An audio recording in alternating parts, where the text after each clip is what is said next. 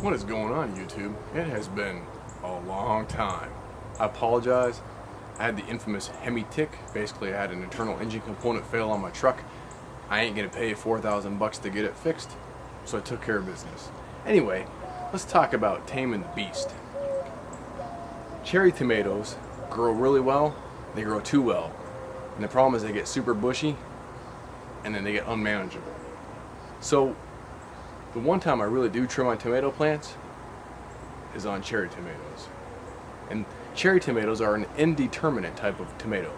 That means that they will continue to grow throughout the entire season.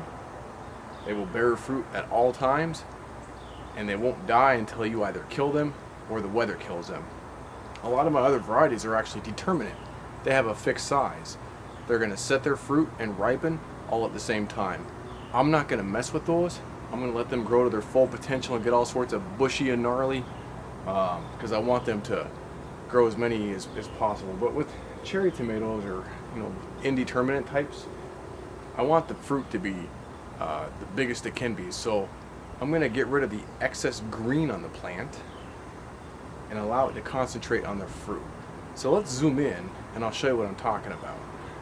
So you see this plant here, and we have a main stem that's going up and down. You'll have vines that come almost evenly left or right. And then you got this sucker vine right here that's coming off at a 45-degree angle. That's what I'm going to trim. I'm just going to take a pair of scissors and I'm going to find the 45-degree stem and I'm going to clip that off. So this is an example, right? I want to try to give as many as possible, right? You notice straight up and down, almost 90 degrees. There's an armpit. I clipped it. That's a sucker vine. Because if you accidentally clip the top of your plant, you're done, right? So always look for the armpits. So the reason I trim my plants is so I can get nice fruit like this. I want the plant to concentrate on the fruit and not so much all the foliage. And those suckers would actually take away from the ability of the fruit to develop well. And here in a short bit, I'm probably going to put some Epsom salts down too, so the fruit actually gets some good nutrient quality. So essentially, throughout the entire growing season, if one of those 45-degree stems starts to develop, I will trim it, and I will continue to trim them because they will grow again. And the reason I do that is because this plant, these get unmanageable. These plants will grow 10 foot tall, 12 foot tall, and they'll get super bushy, and they just overtake your garden because they're just. And also, if you let them go too long, it actually gets kind of difficult to distinguish sometimes where the main vine is and where a new secondary vine may have started because of a sucker. Later in the season, if you have one develop from the bottom of your cherry tomato plant, you can actually let that go and develop a second main if your other stem's getting kind of weak sauce or starting to get kind of diseased or whatnot, or hornworms have taken over. But right now, in the early stages, right, I just want better quality fruit, more like not a lot of fruit, but better quality fruit.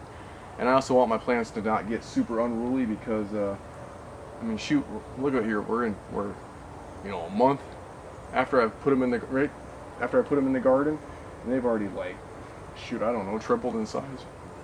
I have to reference back to one of my other videos, but anyway, yeah, suckers. So I forgot to mention too, I just use a ball of twine that I get from Walmart to tie up my tomatoes. Nothing fancy. I don't use any of the fancy cellophane tape or all the other doohickeys you see out there on the interwebs.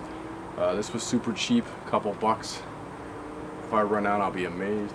But I just, cut a section, 8 inches, 10 inches, what, I don't know, a foot, and then use that to tie up my plants. And I try to keep my plants tied up pretty well because, yeah, they can stand on their own for a little bit, but as soon as you get a strong wind, right, they're going to fall over. So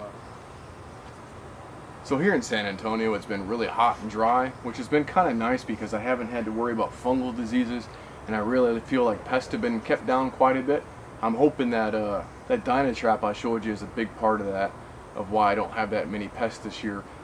But it's starting to get hot. It's starting to get real stinking humid. And as we get into more of a hopefully rainy pattern, I could end up having a video showing you how I treat blight and other fungal diseases on my plants using baking soda and peroxide.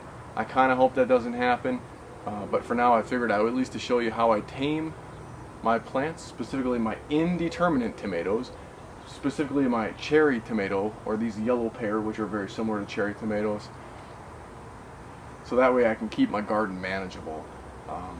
But I always encourage you, if you have questions, leave them down in the comments. Please subscribe if you've never subscribed, like the channel, and I look forward to seeing you in my next video. See you around.